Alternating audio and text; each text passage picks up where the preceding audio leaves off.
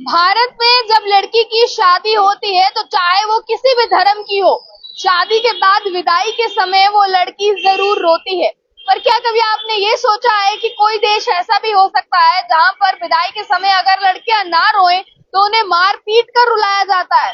बिल्कुल सही सुन रहे हैं आप। दरअसल ये खबर निकलकर जब सामने आई तो हमें भी हैरानगी कर देने वाली ये खबर थी, जहां पर लड़कियों को 1 महीने पहले से ही ट्रेनिंग देना शुरू की जाती है कि रोना कैसे है अपनी विदाई पर, अपनी शादी पर। और अगर उस समय कोई लड़की ना रोए तो उसे पीट कर, मार पीट कर रुलाया जाता है। दरअसल ये खबर जो है वो निकलकर सामने आ रही है चीन के सिचुआन इलाका है, जहां पर ये एक जनजाति आती है, जिन जनजातियों का नाम है तुजिया जनजाति। तुजिया जनजाति में दुल्हनों को अपनी शादी के बाद रोना बेहद जरूरी होता है। उसके लिए करीब 1 महीने पहले से उन्हें ट्रेनिंग दी जाती है, प्रैक्टिस करवाई जाती है रोने की।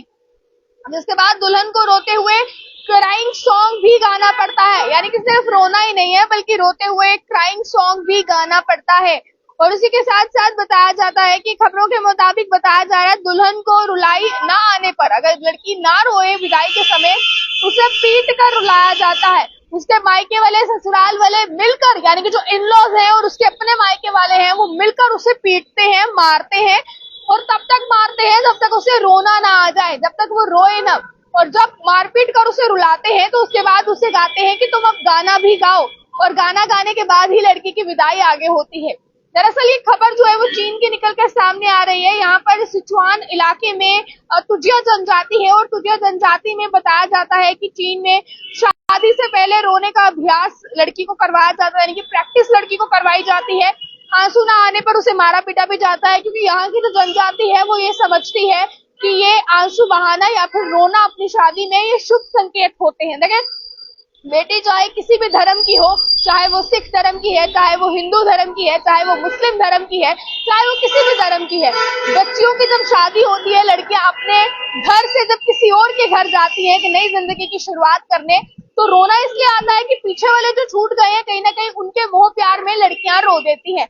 हालांकि आज जैसे जैसे जनरेशन बदलती जा रही है, रोती तो काफी लड़कियां हैं, बट कई लड़कियां ऐसी भी जो हैं जो हंसी खुशी अपने ससुराल जाती हैं और ये समझती हैं कि अगर हम अपने ससुराल जा रहे हैं वो भी हमारा अपना घर है। और इस चीज को समझते हुए उन्हें ऐसा नहीं लगता है कि ज्यादा कुछ पीछे कीमती छोड़ के जा रहे हैं, वो नहीं भी रोती हैं।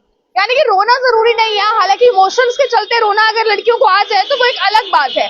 पर यहाँ इस जनजाति में रोना बहुत जरूरी है, और इतना जरूरी है कि लड़कियों को 1 महीने पहले से ट्रेनिंग दी जाती है।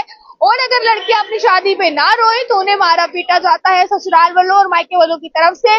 मारने पीटने के बाद तब तक मारा पीटा जाता है जब तक कि वो लड़कियां रोने न लग जाए, और जब वो रोती है तो उनसे गाना भी गवाया जाता है, यानी कि गाना गाने के लिए भी उन्हें कहा जाता है। तो ये अटपटी सी खबर आपको किस तरह की लगी है? चीन की खबर निकलकर सामने आ रही है।